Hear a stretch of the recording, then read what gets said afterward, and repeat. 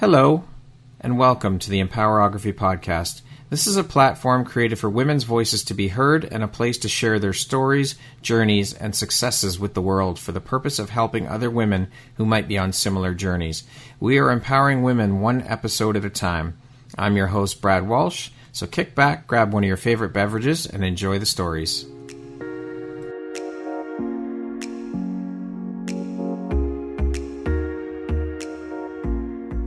If you're looking for jewelry that makes an impact on your self-care routine and your style, Empowerography would love to offer you a discount code to one of our exclusive partners, Quartz and Canary Jewelry and Wellness Company.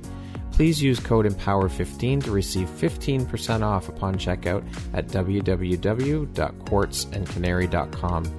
Quartz and Canary is truly the place where spirituality meets style. Hello there, Brad Walsh here, your host of the Empowerography Podcast. Today, my guest is Shauntay Dunbar. She is an author, dating expert, and new filmmaker. How you doing today, Shauntay? I'm doing great. How are you? I'm doing very well. Thank you so much for taking the time to be here today and share with us a little bit about your story and your journey. I'm really excited to jump in and learn more about what you're doing. Our pre-interview call was very interesting, so I'm really excited to dive in and deep dive further into what you're doing and how the whole story came to be and a bit more about your journey. So thank you so much. I appreciate you being here and I appreciate you taking the time. Thanks for having me. I'm super excited to share. I'm a little bit of an oversharer, so this is going to be a good time.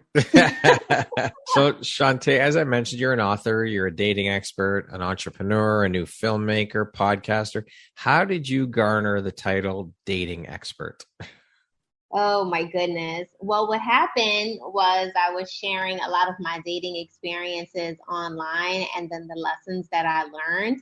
And people started calling me a relationship expert. And I was hesitant with the title because I'm like, this is not something that I studied. But I always say experience is the best teacher. So I just kind of rolled with it. And then I got really into it. The more I learned about things for myself, I wanted to share. And I had a lot of teachable moments, let's say that. And the title has just stuck. Right, exactly. So you published your first book called Diving in Stilettos, Memoirs of Dating Mr. Right Now. Can you tell us a bit about the book and when it was released? So I released it in 2017, August 8th, 2017. And basically I talk about my dating life in New York City after my annulment. So on my 30th birthday, my ex-husband announced that he did not want to have any more children. Okay. And he had children from a previous relationship. And so when we first started dating, that was one of the first things I asked him, like, do you want more children? And he was, yeah, I would love to have a little girl and blah, blah, blah. And so our relationship kind of blossomed from there. And, you know, I understand now as I gotten older that people have the right to change their mind. But for me, it was just kind of like, you knew you didn't want to have any more children and you kind of led me on. Yeah. And so, you know, that's how I ended up getting the annulment. But, you know, it was something that needed to happen for me to get to where I am right now. And there's just no regrets and no looking back. And I'm just like super proud of my journey. Moving forward. Yeah. Now, you say that the book picks up where your marriage left off. So I'm going to assume that marriage ending was kind of the catalyst or inspiration for writing the book. Is that right? A little bit. Like I was working like 2 jobs, and this was like my very first apartment that I got all by myself. No roommate, no boyfriend, nobody, right? So I had this extra time on my hands and I was like, oh, I should just, you know, make some money. So let me get a second job, right? Right. So I did that for like almost 3 years and I got tired and I was like, why do I keep giving my time to other people and their dreams and their businesses? Like, what do I want? What is it that, you know, what's my legacy going to be? So I would go on these dates and I would come into the second job and share my story. Like I would be like fresh, hot off the date. Like, you're not going to believe this. You're not going to believe it. And so be like, you should write a book. This is hilarious. And I'm like, yeah. So then when I finally, quit the job, I remember a coworker said to me, it was like, you're going to have all this free time. What are you going to do? And I was like, you know what? I'm going to write that book. And you know how people say, like, okay, dear. Like, yeah. That's cute. Right? Yeah. And I was just, fuel. I was like, you know what? I am going to do this. And so I started to tell my dating stories, but I was like, I have to start from the beginning. So it picks up where the marriage ended. Wow. Yeah.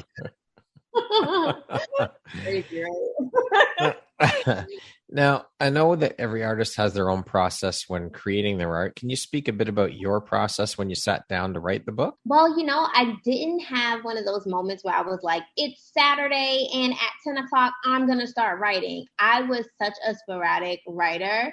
So most of my book was written on my phone on my way to work. Oh, okay. Yeah. That's very unorthodox.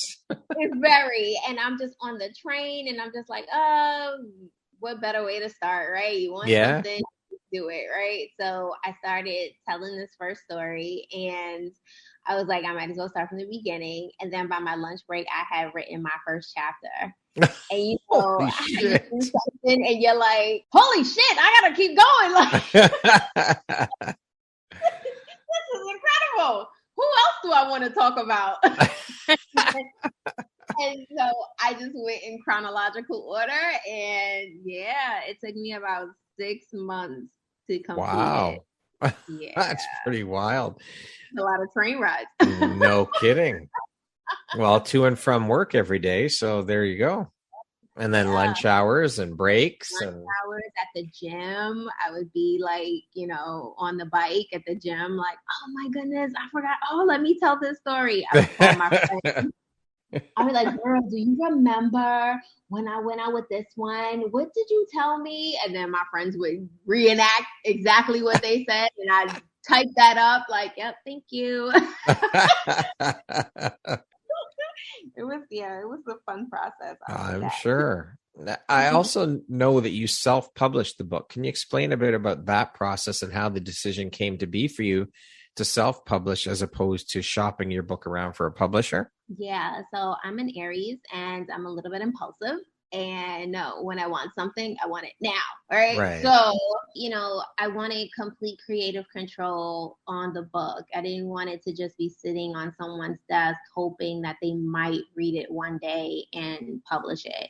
And I was like, I want this story out now because I was just at this point in my life where I was tired of keeping everything private and being, moving in silence like people tell you to do. Yeah. And it was like, no, like I want to live out loud. I'm very proud of myself. And this was a release for me. So I was like, you know what? I'm going to put it out there. And so, a lot of people say you should network up, like, always trying to get to the higher person that they think will help them. Right. But for me, it was more so networking across. I know a lot of amazing people who are extremely talented, and I utilize their talents. A friend at work did the cover of my book. I had some friends, read the chapters and tell me if they thought anything was missing. And, they would break things down for me like, well, why do we need to know this part? Or is this necessary? Or we want to hear more about this. Like, this is really. And so it was like really like a village. Well, as they say, it takes a village, right? Right. The book is my baby. Yeah.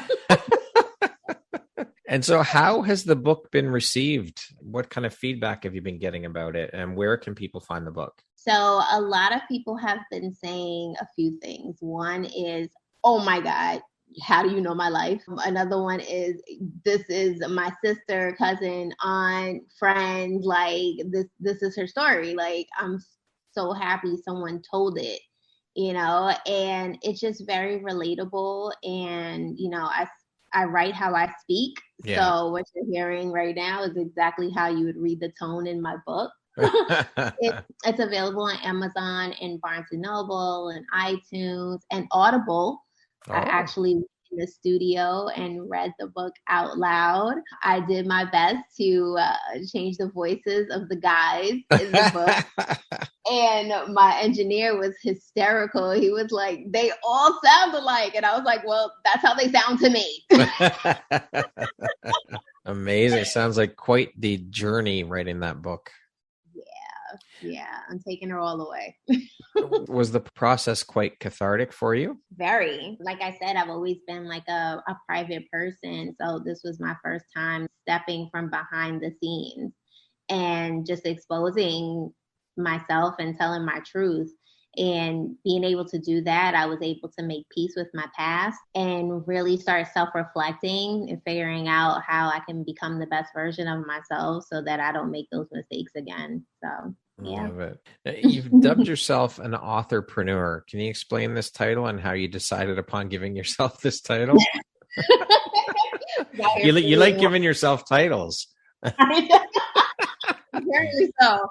So authorpreneur, where that came from is obviously first I started as an author, but it kind of catapulted me into so many different realms of the industry. So from that, I became a public speaker. I would go to colleges and talk to their liberal arts program about human behavior and, you know, just why we are the way we are. And then I started writing for different magazine publications, and it just kept going. I was getting interviewed for podcasts and people wanted me to be a part of the podcast, and I created my own. I was writing poetry. I was doing poetry nights and, you know, getting paid to do all these wonderful things that I enjoy so much. And I was like, this is amazing. This is, I'm an entrepreneur. All I did was write a book. All I did was write a book. Had you ever done any writing beforehand? I used to write when I was younger, so I would always write like poetry and short stories. But if you ask my, 10-year-old self, do you want to be an author when you grow up? I'm like, no, I want to be like Claire Huxtable. I want to be a lawyer, like. Yeah. No, I'm an author. Who makes money doing that? Yeah. And now I'm like, always been writing, always enjoyed it. Who knew? Yeah, no kidding. Yeah. You mentioned speaking engagements and whatnot. You've teamed up with some pretty big brands as well to host events and speaking engagements around the U.S. Can you tell us a bit about which brands you've teamed up with and how these collaborations came to fruition for you? Yeah, so my first collaboration was with Estee Lauder. Okay. And they actually sponsored my first book event. So I had a book signing at Lord & Taylor, and they were there to do the makeup of anyone who wanted to, get a sample of a date night feel for the various characters in my book. So that was like super cool. Mm-hmm. And this is why I always say it's great to like network across, because it's not always what you know, it's who you know. Yeah. Right? You get one person that just believes in your vision and they're like, I want to introduce you to this person. So that's really how a lot of these collaborations came about. And then my book got into the Essence bookstore at Essence Fest, and my book sold out on the first day. Wow. Only because I just took a chance in getting there. They told me my book got in like a week before the event. Right. It's New Orleans. At the time, I was visiting a friend in Atlanta. So I'm like, holy shit, like, what? Like, how do I get my book there? Okay, I got to figure this out. And that's when the village, comes in handy. And, like my mom helped me ship my books. We had a neighbor that just moved to New Orleans, and she was like, she can stay with me. And I was like, oh my God, thank you so much. Wow. And, I had friends that were like, we're booking this flight. We got miles. We got. It just all came together. Yeah. Everybody was like, you're going. And I was like, I can't let these people down. So, that was like one of the most rewarding moments in my author career. Then I teamed up with Shea Moisture for 2 years because I talk about like my hair and skincare and stuff like that in the book, right? Because I have to look correct when I go on these dates. Of course. So I did a collaboration with them as well, and it just continues. So I'm happy to see what happens. Phenomenal. Amazing. Yeah. As previously mentioned, you're also a new filmmaker. And I'm going to assume here, I kind of already know this, but you turned your book into a short film. So how did this whole thing come about? Okay, so like, you know how you have a vision board? Yeah. And there's certain things on your vision board that you're like, that's definitely happening. And then there's another side of your vision board where you're like, maybe one day, right? Yeah. Yeah. So the film was definitely on the maybe one day side. I was like, one day Will Packer will find me and read the book and be like, it was you all along. Let's make this movie, right? And then, you know, the pandemic hit. And I was like, I've got all this extra time. What the hell am I supposed to do? Like, this is time that, you know, you kind of pray for. Like, I just need a little space, right? Yeah. They'll get the checks coming in, but I just need a little time to just breathe, right? Right. Especially being from New York City where everything is go, go, go. Yes. Non-stop. So I had this space to breathe. And then there was this program, the Five Shorts Film Festival in Philadelphia. Shout out to Shamika Sawyer, who is the founder. She's fantastic. And she runs a class that teaches you how to create a film. Okay. So she runs through every step of filmmaking. And then at the end of the course, you get to make your film. Okay. So I was like, okay, I'm going to submit the synopsis of my book and see if she accepts it. And that July, she accepted the, you know, registration. And from there, I was in class every other Thursday and just learning about film, storytelling, you know, antagonist, protagonist, like everything that goes along with it. And then December 12th and 13th, I shot my short film based on my book, Seven and Stilettos First. 2 days you shot the film. Right. How long is the film? The film is 17 minutes and 58 seconds. And where can people see that? So right now I just have it in film festivals, but I'm going to start setting up screenings in a few cities so people can come check it out. Very cool. So can you speak to us a bit about the process of making your book into the film and how that experience was for you? It was exciting and scary at the same time. So that's how I knew I was supposed to do it. Right. Yeah. So it was basically, I was trying to figure out like, okay, do I want this to be like a big ass highlight reel, or am I going to tell some kind of backstory? Like, what am I going to do? And so my instructor, Shamika, she's like, tell a little bit of the before. And I was like, wait, you know, I purposely did not put all of that in my book. Like, you in my business. Like, what are you talking about? And she's like, girl, like, just do it. She was like, you have creative control. It's yours. Yeah. Yeah. And I was like, okay. So I told it from the very beginning, that moment of me like walking out the door into this new life. And again, networking across, I have like friends who are actors and singers and just performers and creators. And as I wrote the story, I was like, I know exactly who's going to play each and every one of these characters. And so I was like online, I think I was like voting. I was online to vote and I started texting everybody. And I was like, I have this movie. One person, I met her at a Women in the World event at Lincoln Center. And we were like seat fillers. And we were just talking. And I was like, I wrote this book. And she was like, oh my God, I'm an actress. And I was like, wow, that's amazing. I was like, well, you know, I'm going to turn my book into a movie one day. And I was like, and when I do, I'm going to call you. So fast forward 2 years later, I'm like, hey, girl. She's like, I'm in. You don't have to say anything else. And I was like, okay. And it was like, no one in my head was going to say no. Just determination and drive. You're not taking no for an answer, period. Absolutely not. Like, if they said no, they would really have to tell me to my face in a pandemic. Like, I was not allowing it. And it's so funny. I picked every character but my own. Right. And Okay. I'm Yep. like, who's going to play me? I have no idea. And then, of course, in a pandemic, I'm like, stranger danger. I don't want to meet new people Yeah. at this point. Right. And my cousin's wife, she's in theater. And Right. she was like, Shani, she was like, hello, I'm right here. Like, I can do this. And I'm just looking at her like, you're going to have to audition.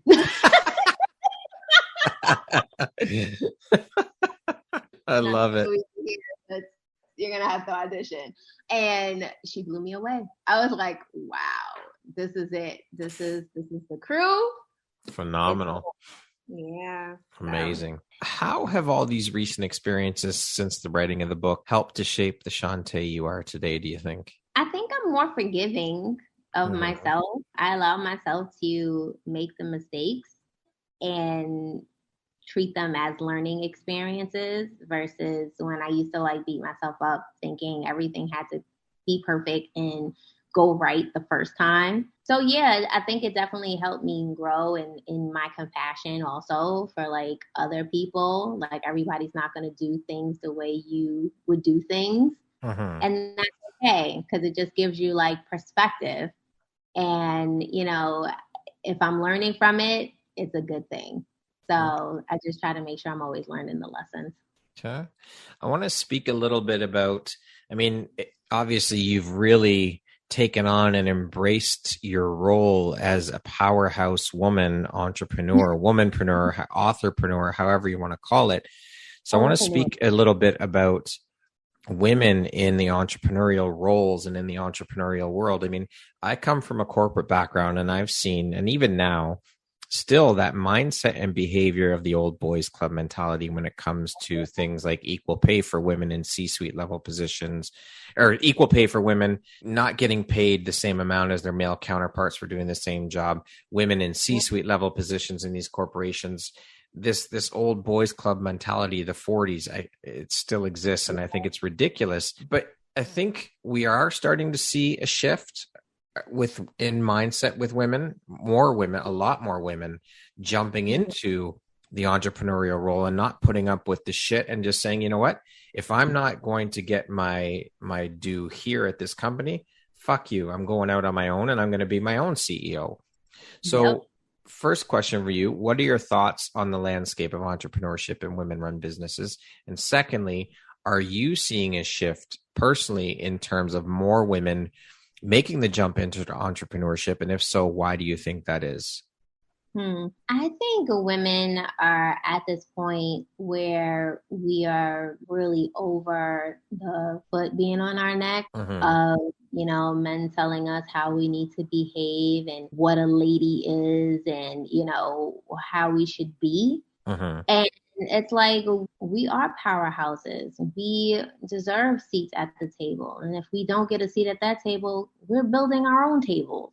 I love it. Okay, and then I also think we're also embracing every aspect of being a woman, right? So not every woman is designed to be a mother. Right. Yeah, we have the equipment, but everybody's not mentally there to want to do that. And that's okay. Some mother in different ways, or maybe we just mentor better, maybe we just want to travel more and share our experiences that way. We're just multifaceted human beings. And I think now having this opportunity, like this pandemic, really set that off because you kind of got out of this robotic movement of my daily routine, that day to day, that hustle, that, okay, I have to do this and doing it for someone else. And you were like, wait a minute, what do I want? I have this time to think. How am I going to use this time? And that's where all this like entrepreneurship just exploded because we tapped into our talents and there was no one with the glass ceiling. Like, you can do this. It was like, no, there is no ceiling. You've been lying this whole time. Yeah. And now that I see clearly, you can't tell me any different. And so we're just like going for it. And it's fantastic. And I see it and I like support it. And I'm just like, it's support of each other too. Yeah. Right. And that's a huge thing because as a male, I always saw women not supporting one another and pulling each other down and tearing each other down. And I know now through the many, many conversations I've had with many women that a big part of the reason for that was because of men and not having enough of those seats at the table, as you say. So women had to compete for them and fight for them and do what they needed to do to look after themselves. And I've seen such a shift in this last 18 months of more women supporting one another and helping one another. And it's an incredible thing to see this amazing sense of community among women. Is just phenomenal. I love it. Exactly. It's so inspiring. It is, and it's so powerful. And I'm starting to think that's why they tried to keep us separated all this time, because they knew. Yeah, for sure. Yeah.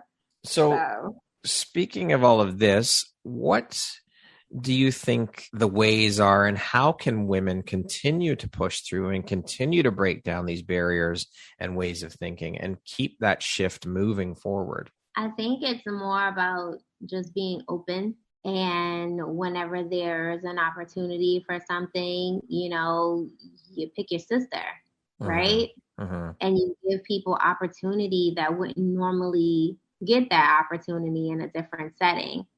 And you utilize the talents and you breed more leaders. Like, that's the beauty of entrepreneurship. Like, you're leading, but you're creating more leaders. That's the definition of a real leader. Yeah. Right. So once you're able to just know that there's something there for everyone, what's for you is for you.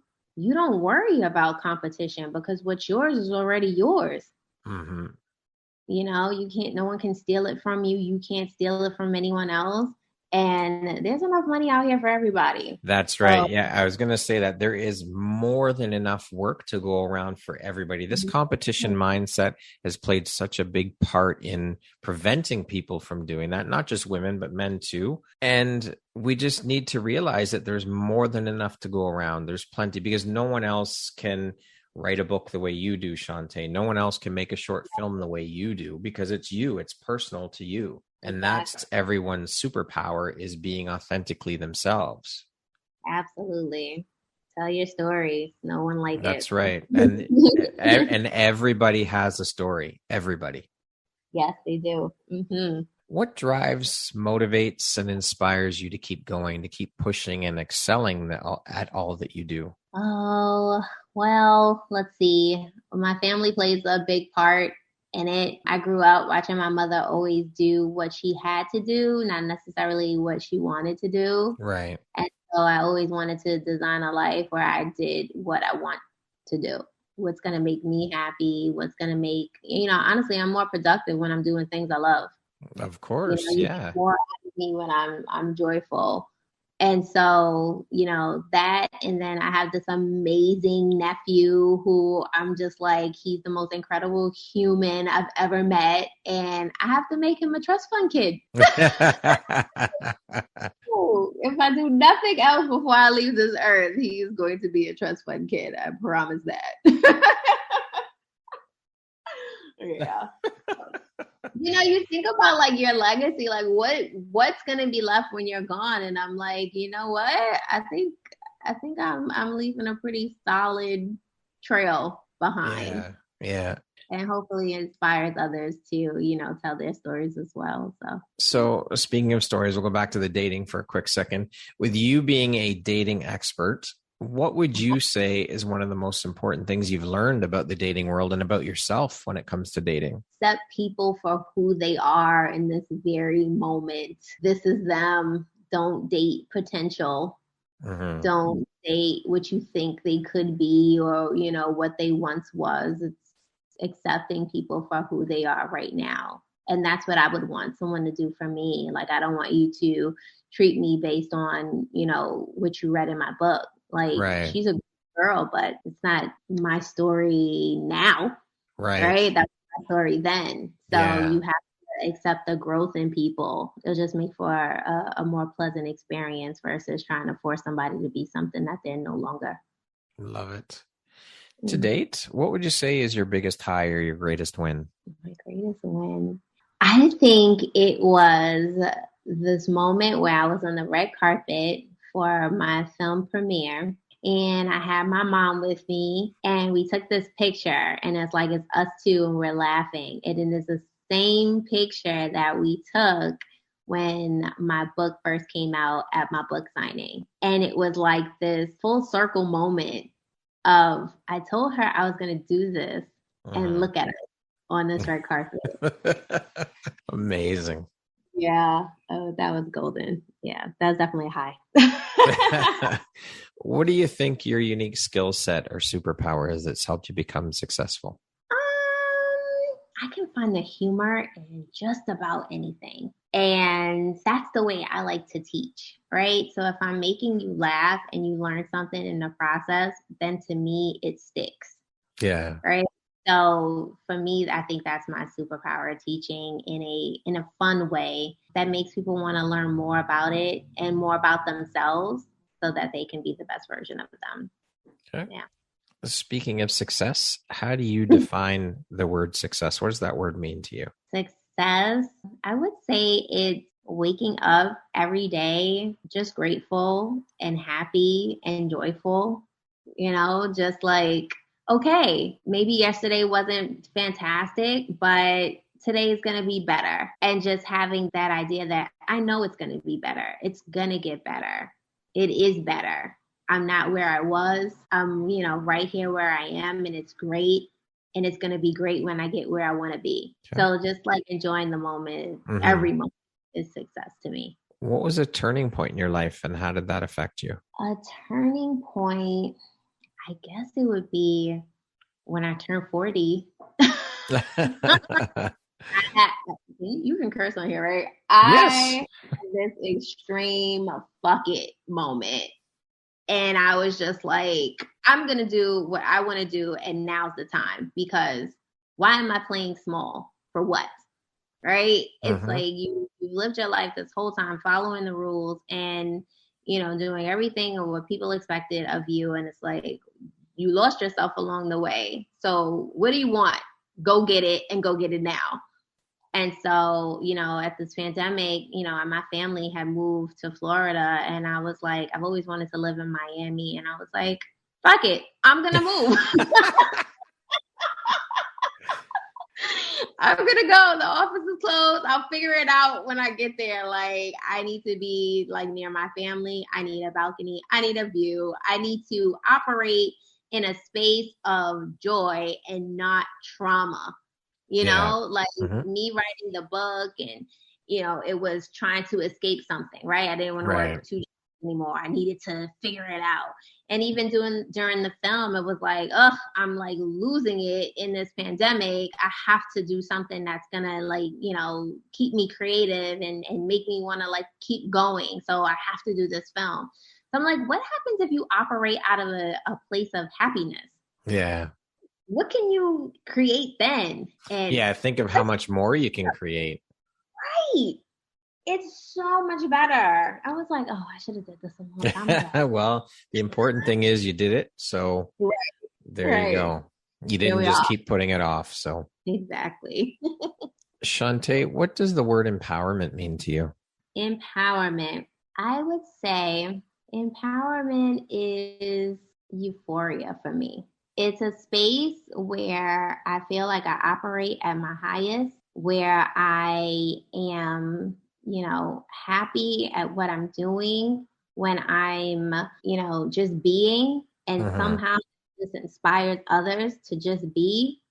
When I'm just myself, that's empowering, knowing that I have everything that I need to get everything that I want already. It's a matter of what moves and steps that I take. Like, I have it. You had the power all along, Dorothy. Like, my heels now. Very true. Very true. What would you say is one of the most important things you've learned in your life? And what was your life like before learning it? And what was your life like after learning it? Learning to celebrate myself. I think that was a huge, huge thing for me. I always did, what I had to do, needed to do, to accomplish or whatever I was quote unquote supposed to be doing. And it just hit different. Yeah. really, really did. And I was just like, okay, this is it. This is what I'm supposed to be doing. And it's great. It's great. And it's It is, okay. it's an incredible feeling when you find your purpose and your passion in life. It's like Yes, winning the lottery. it is. It is. And it's so easy. Like I always felt like everything was hard and Yeah. tough. And why am I like struggling with this so much? And it's like, that's because that's not what you're supposed to be That's doing. right. Yeah. When you're living in your purpose and you're living in your authentic life, it is easy. Sure, Mm-hmm. there are struggles. I mean, don't get me wrong, it's not simple every single day but you So, enjoy getting up and doing the work. You enjoy the struggle. You enjoy going through all of that because out the other side is you living your purpose and you creating good to share with the world. exactly. Like I enjoy the challenges and I've Yes. learned to be of service. Like that was like a big thing. I always like, I was never like a group Right. person. Like I Yeah. well in groups because I was just like always be like, I'll do it. Just let me do it. I'll take care of Yeah. it. Yeah.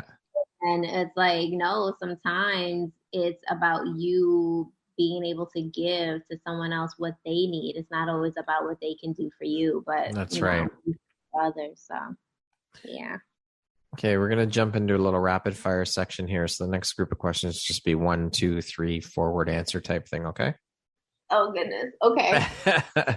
How would you describe yourself in one word? Joyful. What's your favorite stress reducing activity? Bike riding. If you could teach the world one thing, what would it be?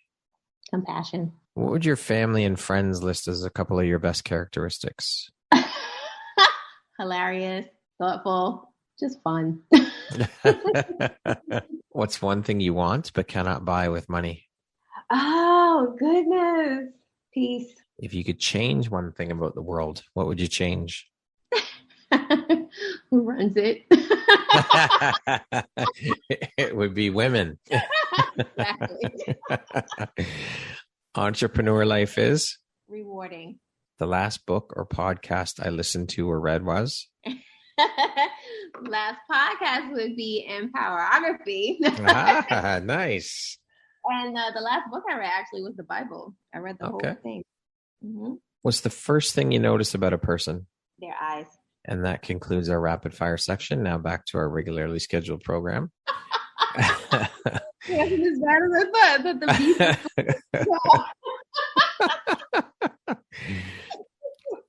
What is your favorite thing or what lights you up the most about your career, about what you're doing for a living? I would say just being relatable. I love like connecting with people and just hearing their stories and sharing. I Uh-huh. just feel like the connection is Okay. huge for me. Yeah. What is one of your biggest failures? I hate using that word, so we'll say life lessons or teachable moments.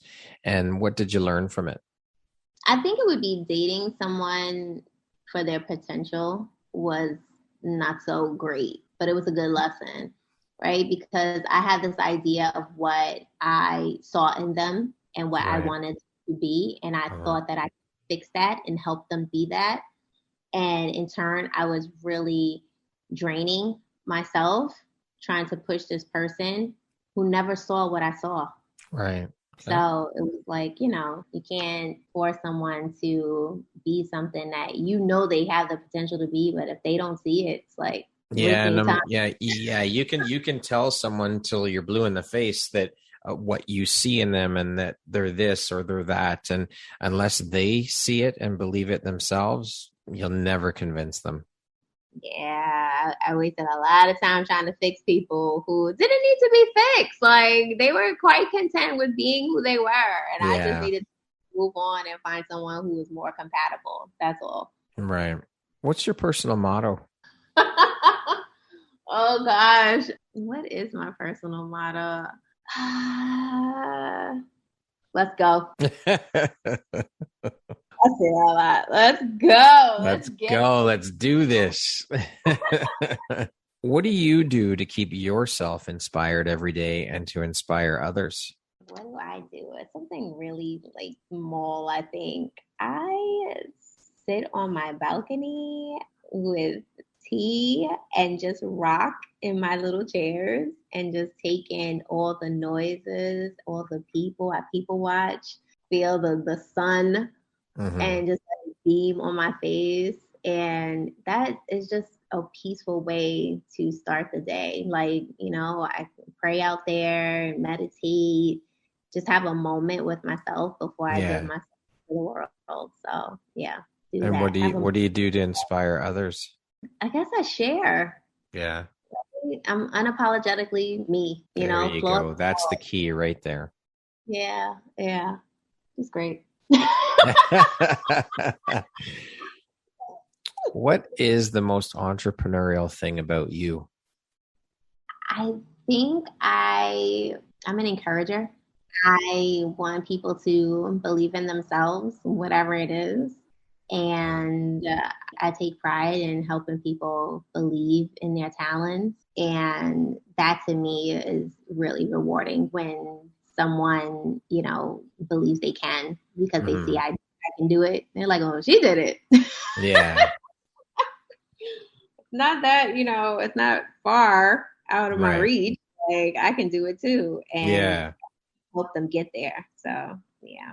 What would you say are the top 3 skills needed to be a successful entrepreneur? Top 3 skills. I would say being kind. I would say leadership, like creating more leaders. That's how you are a leader. And pivoting. Okay. I think you should have the ability to pivot because life will throw some real curveballs your way. Oh, that's for sure. Yeah. So you gotta learn that, the goal is the goal, but how you get there, that might switch up a little bit. Yes. Yeah. The road is ever winding, right? Yes, absolutely. Always detours and speed bumps and all the rest. Yes. You got to learn how to adjust for sure. Yep. And keep moving. And keep moving. Yeah. Always moving forward. Who in your life has had the biggest impact on you and why? I would say my mom is a big influence on me. Not that she does everything right, but she does her best. And I've always admired that. I may not always agree with some of her tactics or understand her reasoning for doing things, but I forgive for things she didn't know because she was definitely doing the best she could with what she had. And so, to keep going the way she did, it's like, yeah, she's pretty inspirational. Beautiful. Shauntay, what does the best version of you look like when you close your eyes and imagine it? The best version of me. Okay, so I definitely have at least like one ab. I'm totally healthy, like in every aspect of the term, like financially, mentally, spiritually, emotionally, all healthy. I am surrounded by love, and I see myself on like a really nice yacht with a really nice glass of champagne. Crystal clear water. I feel like that's when I'll be like, you did it. All right. Cheers. If you could go back and give your younger self one piece of advice, what would that piece of advice be? Right. You like it. You enjoy it. You're most creative when you're doing it. So keep writing. Okay. Yeah. Lastly, if you were to deliver your last 30-second speech to the world, what would that last 30 seconds sound like? What would you say? Oh, goodness. I forgive myself. I am worth it. I am deserving. I am entitled to miracles. And I'm me. And that is good enough. Well said. I love it. Shauntay, thank you so much for taking the time to be here today. I've thoroughly enjoyed our conversation. You are such an incredible inspiration and proof that you can do anything you set your mind to if you put in the work. So congratulations on all of your success and all the things you've achieved. I'm sure there's much more coming your way. So thank you for being an inspiration, and thank you for taking the time to be here. I appreciate you, and welcome to the Empowerography community. I'm proud and honored to have you as a member. Thank you so much. This was a great opportunity, and thank you for creating this amazing platform. I am honored to be here, and this was such a joy I've smiled the entire time. I can hear your smile. Yeah. That's amazing. Thank you. This has been such a wonderful chat, and I appreciate you. I really do. I truly appreciate you taking the time to be here and share your story. Thank you. Hopefully I'll be back again. Yes. Your next book or your next film. Yes, absolutely. Keep going. Let's go. Once again, my name is Brad Walsh, host of your Empowerography podcast. Today, my guest has been Shauntay Dunbar. She is an author, dating expert, and a brand new filmmaker. Thanks, Shauntay. I hope you have an amazing rest of the day. Thank you. You too.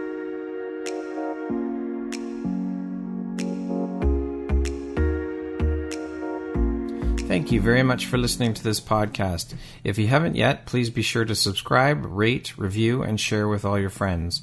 You can find me at viseuphoria.ca and follow me on Instagram at Empowerography Podcast and on Facebook at Empowerography. Please join me next time for another inspirational story from yet another amazing woman.